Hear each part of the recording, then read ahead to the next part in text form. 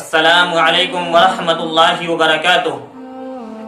بہت سے دوست احباب اور مسلم بھائیوں کا ایک سوال آتا ہے کہ مولانا صاحب، مسلمانوں کے اندر اب بہت سے فرقے ہو گئے ہیں، مسلمان بہت سے فرقوں میں منقسم ہو گیا ہے، بہت سے فرقوں میں تقسیم ہو گیا ہے، ہم کس فرقے کے ساتھ رہیں؟ کون سے فرقے کے ساتھ رہیں؟ ہمیں کس فرقے کے ساتھ رہنا چاہیے؟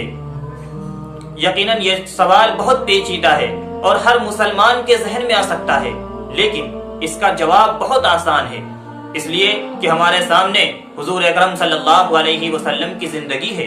حضور اکرم صلی اللہ علیہ وسلم کی مبارک زندگی اور آپ کی مبارک حدیث ہمارے سامنے ہیں۔ اللہ کے نبی علیہ السلام نے ایک موقع پر ارشاد فرمایا کہ میری امت 73 فرقوں میں منقسم ہو جائے گی، 73 فرقوں میں بٹ جائے گی۔ صحابہ اکرام نے فرمایا، یا نبی اللہ، جب امت 73 فرقوں میں منقسم ہو جائے گی اور 73 فرقوں میں بٹ جائے گی تو کون سا فرقہ جنتی ہوگا اور کون سے فرقے جہنمی ہوں گے؟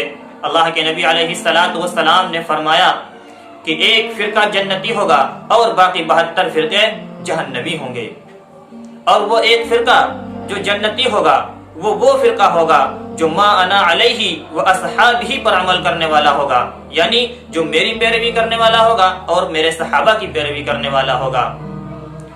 تو جو انسان حضور اکرم صلی اللہ علیہ وسلم اور صحابہ اکرام کی پیروی کرنے والا ہے وہ ناجی ہے، اور جو حضور اکرم صلی اللہ علیہ وسلم اور صحابہ اکرام کی پیروی سے ہٹ کر خود دنیا کی پیروی کرنے والا ہے وہ 72 فرقوں میں آئے گا، وہ کسی بھی فرقے میں آئے، لیکن ما انا علیہ و اصحابہ کے فرقے میں نہیں آئے گا۔